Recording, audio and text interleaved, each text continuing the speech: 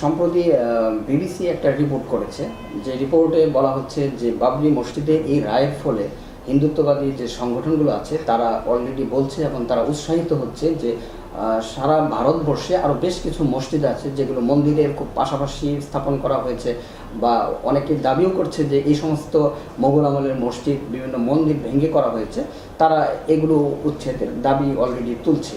তো এই বাবরি মসজিদের এই রায়ের ফলে কি তারা উৎসাহিত হচ্ছে কিনা বা হবে কিনা ভবিষ্যতে এই সমস্ত মসজিদের, মানে কি মনে ভবিষ্যৎটা কি হবে?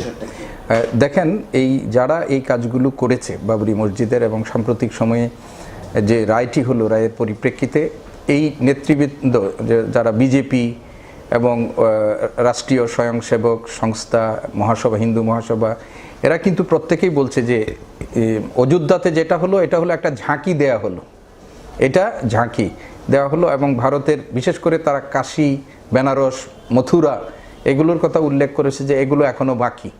এবং তাদের এই বক্তব্যের পরিপ্রেক্ষিতে এখন অনেকের মনের মধ্যে আশঙ্কা তৈরি হচ্ছে, এবং কোর্টও যে রায়টি দিয়েছে সেই রায়ের পরিপ্রেক্ষিতে আশঙ্কা করা হচ্ছে যে হিন্দুদের অনেকগুলো তীর্থস্থান আছে, যেমন বেনারসের কথা আমরা বললাম, মথুরা, কাশী, এই সমস্ত স্থানে যে সমস্ত মুসলমানদের মসজিদ এবং অন্যান্য ধর্মীয় প্রতিষ্ঠানগুলো আছে সেইগুলোর ভবিষ্যৎ নিয়েও এখন সবাই আশঙ্কা প্রকাশ করছে।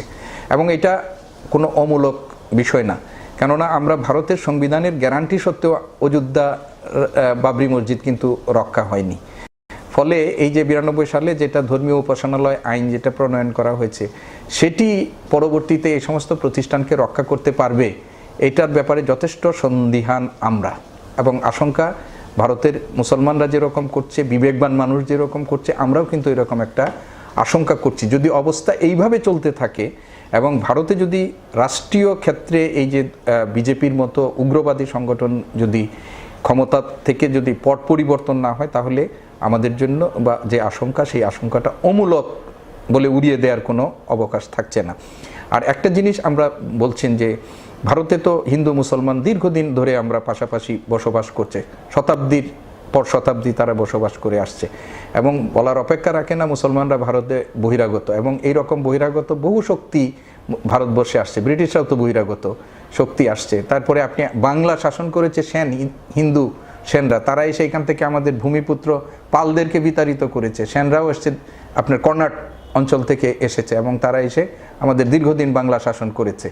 তো এইভাবে পৃথিবীর মধ্যযুগীয় ইতিহাস যদি দেখেন, তাহলে সেখানে যেহেতু ভৌগোলিকভাবে এক দেশ আরেক দেশকে জয় করার একটা রীতি, নিয়ম সিদ্ধ রীতি প্রচলিত ছিল, সেটা পৃথিবীর বিভিন্ন জায়গায় হয়েছে, ইউরোপে হয়েছে, আমরা সব জায়গায় দেখি। এবং তারই ধারাবাহিকতায় একটা মুসলমান রাজশক্তি হিসাবে ত্রয়োদশ শতাব্দীতে ভারতবর্ষে আসছে।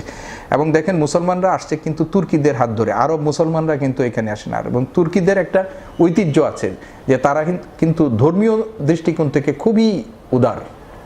সুলতানি আমলেও দেখেন যে কোনোভাবেই এখানে বল প্রয়োগের মাধ্যমে কাউকে ধর্মান্তরিতকরণের দৃষ্টান্ত এখানে নেই। এই অঞ্চলের মানুষ ইসলাম ধর্ম গ্রহণ করেছে সুফিদের কাছ থেকে, এবং সুফিরা হচ্ছেন একেবারেই আপনার সাদাসিধা মানুষ, খুবই নির্লোভ নির্মোহ। এবং এইখানে ব্রাহ্মণ্যবাদী বর্ণপ্রথার নিগড়ে যারা এখানে নিম্ন পর্যায়ের, যারা আপনারা জানেন যে কাস্ট সিস্টেম হিন্দুদের মধ্যে আছে, একটা কাস্টের মধ্যে আরেকটার মধ্যে অস্পৃশ্য অবস্থায়। এবং ভারতবর্ষে যারা মুসলমানদের হয়েছে বেশিরভাগই কিন্তু নিম্ন শ্রেণীর হিন্দু থেকে তারা ধর্মান্তরিত হয়েছে, এদেরকে বল প্রয়োগের লাগে না। মুসলমান হলে মুসলমানদের মধ্যে কোনো শ্রেণীভেদ নাই, কিন্তু সে হিন্দু ধর্ম প্রতিপালন করেও তো শ্রেণীভেদের কারণে তার মধ্যে অনেক অর্থনৈতিক শোষণ, রাজনৈতিকভাবে তারা শোষিত হচ্ছে, সামাজিকভাবে। সেখানে তারা ইসলাম ধর্ম গ্রহণ করেছে। সুফিরা খুব সরল মানুষ, সরল জীবনযাপন দেখে তারা এই ধর্ম গ্রহণ করেছে। ফলে আমরা দেখি যে ভারতবর্ষে শাসক গোষ্ঠী যারা আসছেন, সুলতানি আমলের কথাই বলেন, মুঘলদের কথাই বলেন, কেউ কিন্তু বলপূর্বক মানে ধর্মান্তরিতকরণের কোনো উদ্যোগ শাসক গোষ্ঠী কখনো নেয়নি। সবসময় তারা একটা ধর্মীয় সহিষ্ণুতা, যে জাতি ধর্ম নির্বিশেষে সবাই শান্তিপূর্ণ সহাবস্থানের নীতি। এবং সম্প্রতি একজন মার্কিন গবেষক অধ্যাপক বলেছেন যে মুসলিম শাসনামলে মুসলমান শাসকরা যদি ধর্মান্তরিতকরণের ক্ষেত্রে তারা যদি বল প্রয়োগ করতেন, ভারতবর্ষে একটা হিন্দু খুঁজে পাওয়া যেত না। এটা কিন্তু ট্রু, এটা ইতিহাসের সাক্ষী। আর যে মুঘলদের ব্যাপারে আজকে ভারতের হিন্দুত্ববাদী সংগঠনগুলো তারা এইভাবে তাদেরকে মানে হেওয়া প্রতিপন্ন করার চেষ্টা করছেন, মুঘলদের ঐতিহ্য তো অন্যরকম।